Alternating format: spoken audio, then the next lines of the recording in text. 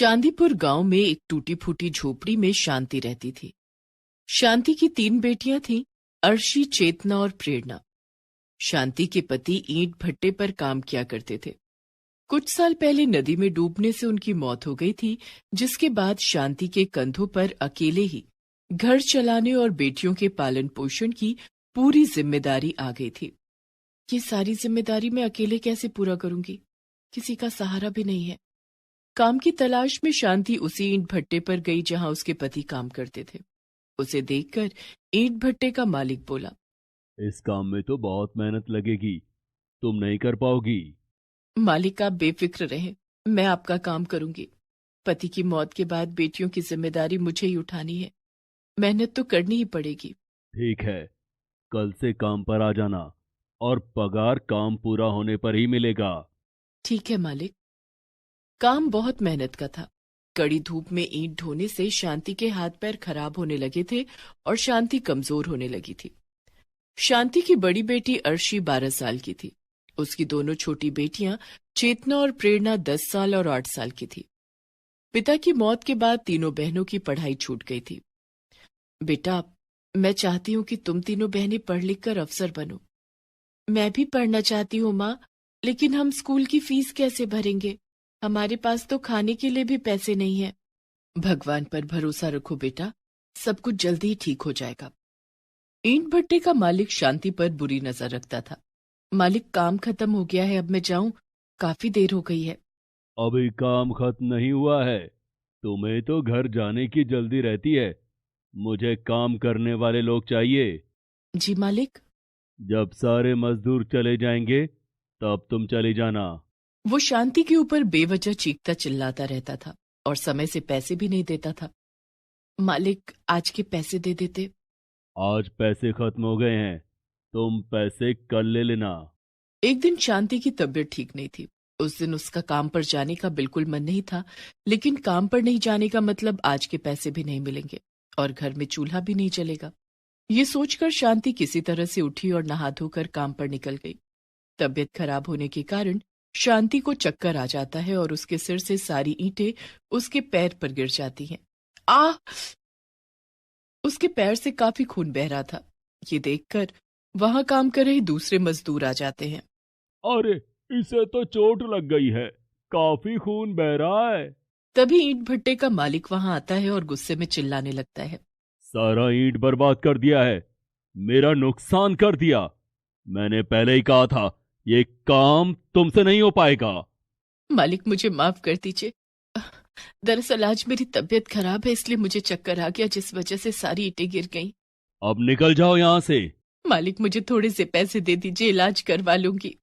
पैसे चाहिए तो आओ मेरे घर, घर आके पैसे ले जाना। शांति मालिक की बात समझ गई और बिना पैसे लिए वहां से चली गई। शांति घर की ओर निकल पड़ी। रास्ते में उसके पति के दोस्त अशोक ने उसे देख लिया और कहा, अरे भाभी, आपके पैरों में ये चोट कैसे लग गई? क्या बताऊं भैया, पैरों पर ईंट गिर गई जिससे चोट लग गई और मालिक ने गुस्से में काम से भी निकाल दिया। भाभी, आपके पैरों से तो बहुत खून निकल रहा है, आप पहले अस्पताल चलो, आपका इलाज करवा दूंगा। अरे नहीं भैया, मेरे पास इलाज के लिए पैसे नहीं हैं। ये ये अपने आप ठीक हो जाएंगे। अरे नहीं, अपने आप कैसे ठीक हो जाएंगे? आप चलो मेरे साथ, पैसे की फिक्र आप मत करो। अशोक शांति को एक सरकारी अस्पताल में ले जाता है। वहां वो शांति के पैरों का इलाज करवाता है और दवाइयां दिलाकर उसे घर पहुंचा देता है। तभी शांति की तीनों बेटियां उसके पास आ जाती हैं और शांति के पैरों में बंधी पट्टी देखकर घबरा जाती हैं। माँ, ये तुम्हारे पैरों में क्या हुआ? ये चोट कैसे लग गई? कुछ नहीं बेटा, ठीक हो जाएगा, तुम परेशान मत हो। अर्शी बहुत समझदार थी। वो समझ गई थी कि माँ घर का खर्चा चलाने के लिए परेशान है। अर्शी ने शांति को समझाते हुए कहा, तुम चिंता मत करो माँ, भगवान हमारी मदद जरूर करेंगे। देखना, एक दिन सब ठीक हो जाएगा। इतना कहकर अर्शी उसी समय पास के स्कूल में गई जहां वो पहले पढ़ने जाती थी। वहां उसने स्कूल की प्रिंसिपल से मिलकर खुद के लिए काम मांगा। तुम क्या काम कर सकती हो? तुम तो अभी बहुत छोटी हो। मैडम, मैं यहाँ साफ सफाई का काम कर दूंगी, आप मुझे काम पर रख लीजिए। और अर्शी प्रिंसिपल से मिन्नतें करने लगी। प्रिंसिपल ने उसे स्कूल में साफ सफाई के काम के लिए रख लिया। अब अर्शी रोज उस स्कूल में जाती और वहां साफ सफाई का काम करती थी। अर्शी साफ सफाई का काम खत्म करने के बाद स्कूल के बच्चों को पढ़ते हुए देखती थी और खुश होती थी। एक दिन प्रिंसिपल ने उसे देख लिया। प्रिंसिपल ने उसे अपने पास बुलाया और कहा, तुम पढ़ना चाहती हो? जी मैडम। अर्शी फिर कहती है, मेरी 2 छोटी बहनें भी हैं, वो भी पढ़ना चाहती हैं। ठीक है, कल तुम अपनी मम्मी और दोनों छोटी बहनों को यहाँ लेकर आना। ठीक है मैडम। अगले दिन अर्शी शांति और दोनों छोटी बहनों को लेकर स्कूल आती है। शांति, आज से स्कूल की साफ सफाई और देखरेख का काम तुम करोगी। आज से तुम्हारी तीनों बेटियां इस स्कूल में पढ़ेंगी। मैडम आपका बहुत बहुत धन्यवाद।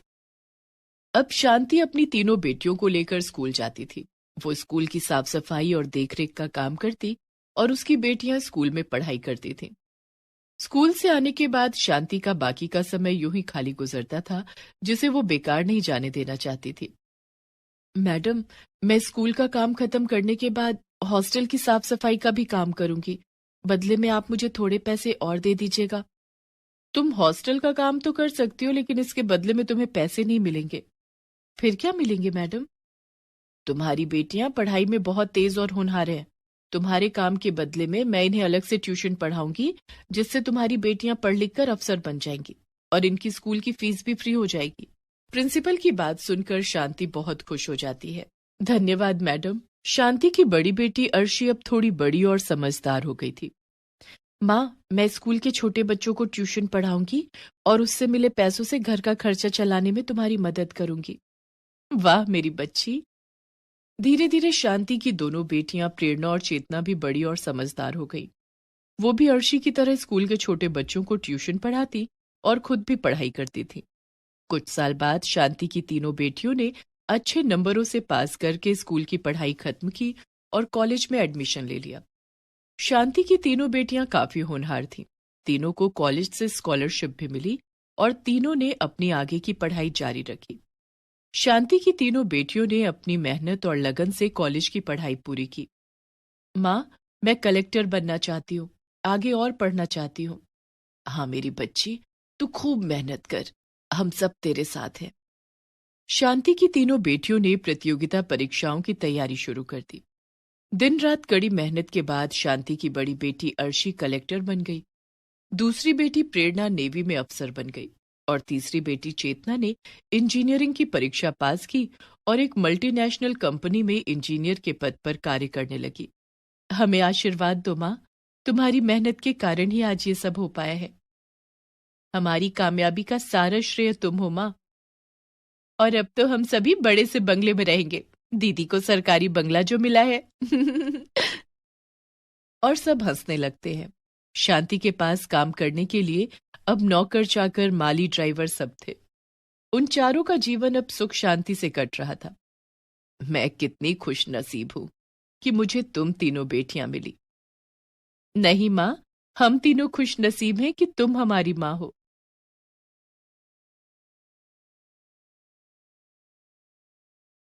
मालती ने एक हादसे में अपने पति को कई साल पहले खो दिया था। उसके 2 बच्चे थे, रिंकू और पिंकी। मालती पढ़ी लिखी नहीं थी। वो एक टूटी फूटी झोपड़ी में अपने दोनों बच्चों के साथ रहती थी। घर चलाने के लिए वो लोगों के घरों में बर्तन साफ किया करती थी।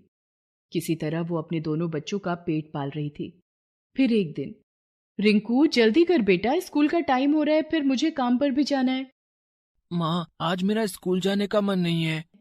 नहीं बेटा, ऐसा मत बोल। पढ़ लिख कर बड़ा आदमी बनना है ना, तो स्कूल जाना पड़ेगा ना। चल बेटा, अब देर मत कर।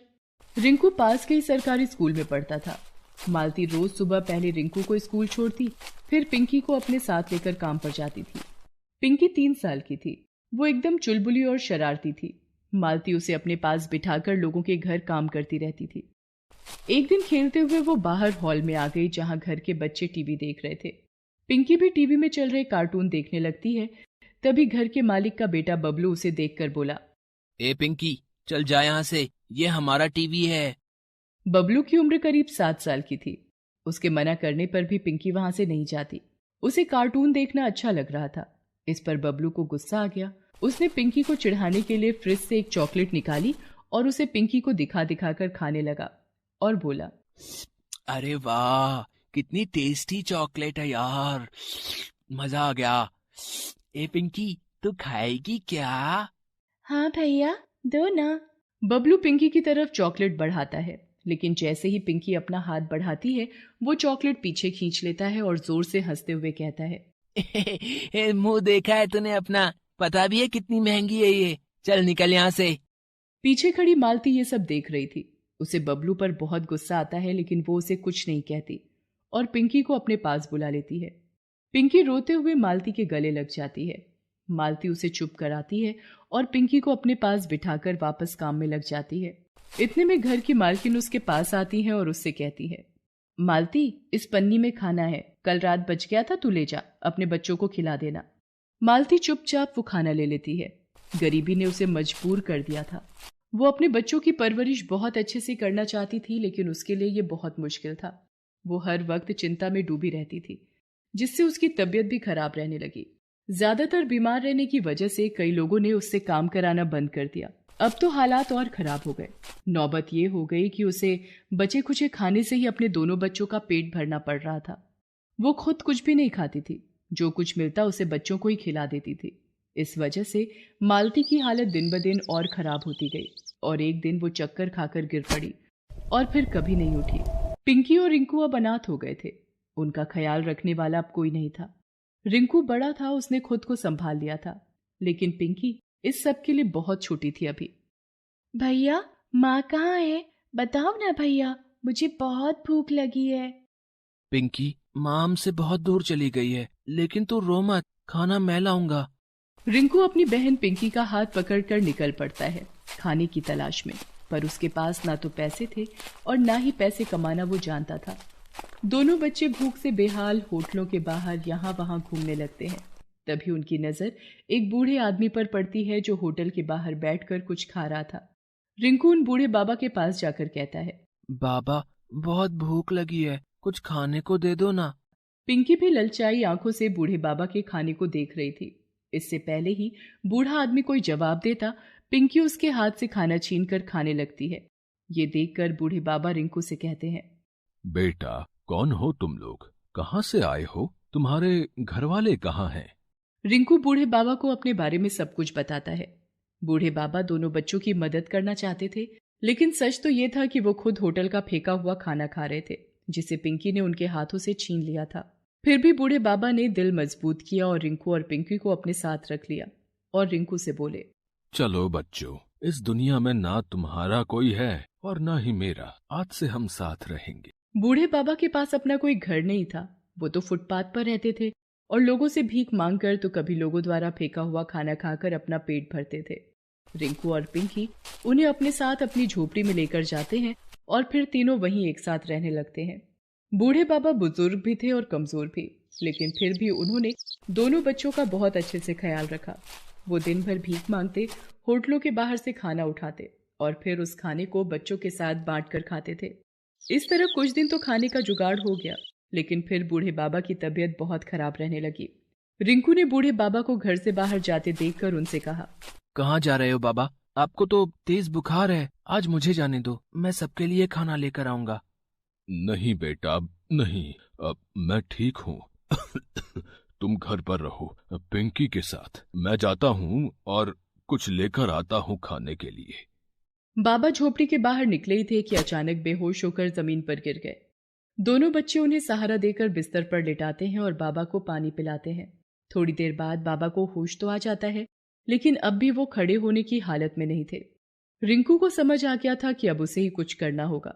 वो पिंकी को बाबा के पास छोड़कर घर से बाहर निकल जाता है। वो पूरा दिन इधर उधर भटकता है, लेकिन उसे खाने के लिए कुछ भी नहीं मिलता। अचानक उसे एक बेकरी की दुकान दिखाई देती है। वो चुपचाप एक ब्रेड का पैकेट उस दुकान से चुरा लेता है। घर पहुंचकर वो देखता है कि पिंकी एक सूखी सी रोटी खा रही है। रिंकू उससे कहता है, पिंकी, ये क्या खा रही है तू? कहाँ से लाई ये रोटी? भैया, बाहर जो टॉमी घूमता है ना, एक अंकल उसके लिए ये रोटी डाल गए थे। टॉमी ने उस रोटी को सूंघा, लेकिन पता नहीं क्यों उसने ये रोटी खाई नहीं। मुझे बहुत भूख लग रही थी भैया, इसलिए मैंने ये रोटी उठा ली। भैया, टॉमी को बुरा लगा होगा क्या? मैंने उसकी रोटी उठा ली तो? पिंकी की बात सुनकर रिंकू की आंखों में आंसू आ जाते हैं। वो पिंकी को गले से लगा लेता है और उससे रोटी लेकर बाहर फेंक देता है। फिर उसे ब्रेड के पैकेट से ब्रेड निकाल कर खाने को देता है। पिंकी बड़े मन से ब्रेड खाती है और उसे खाते देखकर रिंकू को बहुत सुकून मिलता है। रिंकू बची हुई ब्रेड बूढ़े बाबा को खिला देता है और खुद भूखा ही रहता है। ऐसे ही एक दिन खाने की तलाश में भटकते रिंकू और पिंकी एक पार्क में पहुंचे। पार्क में लगे झूलों को देखकर पिंकी ने रिंकू से कहा, भैया देखो ना कितने अच्छे झूले हैं, मुझे भी झूलना है इनमें। चल पिंकी, मैं तुझे झुलाता हूँ। रिंकू पिंकी को लेकर पार्क के अंदर जाने की कोशिश करता है, लेकिन वहां का गार्ड उन्हें अंदर नहीं जाने देता। फिर दोनों पीछे की दीवार फांदकर पार्क के अंदर चले जाते हैं। कुछ देर झूला झूलने के बाद दोनों देखते हैं कि पार्क के कोने में मोहल्ले के बच्चे आवारा जानवरों के लिए अपने अपने घरों से रोटी लाकर रख रहे थे। ये देखकर पिंकी रिंकू से कहती है, भैया देखो ना कितनी सारी रोटियां हैं, बाबा ने कल से कुछ नहीं खाया और मुझे भी भूख लगी है। चलो ना ये रोटियां लेकर चलते हैं घर, किसी को खानी होती तो यहाँ छोड़कर थोड़ी ही जाता। रिंकू जानता था कि वो रोटियां जानवरों के लिए थी, लेकिन पिंकी को मना करने की भी उसकी हिम्मत नहीं हुई। मजबूर होकर उसने पिंकी के साथ वो सारी रोटियां उठाई और उन्हें घर ले गया। तीनों ने वही रोटियां खाकर अपनी भूख शांत की। अब रिंकू और पिंकी दोनों छिपकर उस पार्क में जाने लगे और जैसे ही वहां खूब सारी रोटियां इकट्ठा हो जाती, दोनों उन्हें उठाकर घर ले आते। कई दिनों तक ऐसे ही चलता रहा, लेकिन एक दिन एक बच्चे ने उन्हें ऐसा करते देख लिया। उन्हें देखते ही बच्चे ने शोर मचाना शुरू कर दिया। वो देखो, उन दोनों को हमारी रोटियों को उठा रहे हैं, कितने बुरे हैं ये, बेचारे कुत्तों का खाना ले रहे हैं, इन्हें तो मजा चखाना ही पड़ेगा। वो बच्चा अपने सारे दोस्तों के साथ मिलकर रिंकू और पिंकी का पीछा करते हैं। वो देखते हैं कि रिंकू और पिंकी उन रोटियों को न सिर्फ खुद खा रहे थे, बल्कि बीमार पड़े बूढ़े बाबा को भी खिला रहे थे। ये सब देखकर सभी बच्चों का दिल पिघल जाता है। सारे बच्चे अच्छे घरों से थे। उन्होंने रिंकू और पिंकी के बारे में अपने माता पिता को बताया। सभी ने रिंकू और पिंकी की मदद करने का फैसला किया। बच्चे अपने माता पिता के साथ रिंकू और पिंकी की झोपड़ी के पास पहुंचे। इतने सारे लोगों को देखकर रिंकू ने डरते हुए उनसे पूछा, आप लोग यहाँ क्यों आए हैं? हमें माफ कर दीजिए, आगे से हम नहीं उठाएंगे वहाँ से रोटियाँ।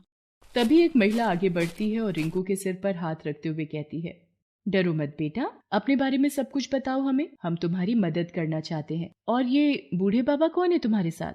फिर रिंकू ने सब कुछ बताता है, अपने और पिंकी के बारे में भी और बूढ़े बाबा के बारे में भी। सब कुछ जानकर वहां मौजूद हर किसी की आंखें नम हो जाती हैं। सभी लोग मिलकर बूढ़े बाबा का इलाज करवाते हैं, साथ ही तीनों के खाने की जिम्मेदारी भी लेते हैं। हर रोज कोई ना कोई अपने घर से तीनों के लिए खाना लेकर आता। अब रिंकू और पिंकी को ना तो चोरी करने की जरूरत थी और ना ही कहीं से खाना उठाकर खाने की। दूसरी तरफ अच्छा इलाज मिलने से बूढ़े बाबा भी पहले से बहुत अच्छे हो गए थे। लोगों ने उन्हें अपनी सोसाइटी में चौकीदार की नौकरी पर रख लिया, जिससे अब वो कमाने भी लगे थे। रिंकू और पिंकी को उन्होंने जल्दी ही स्कूल भेजना भी शुरू कर दिया। ऐसा नहीं था कि रिंकू और पिंकी को अब अपनी माँ की याद नहीं आती थी, लेकिन वो इस बात से खुश जरूर थे कि अब वो अनाथ नहीं थे। बूढ़े बाबा जो उनके साथ थे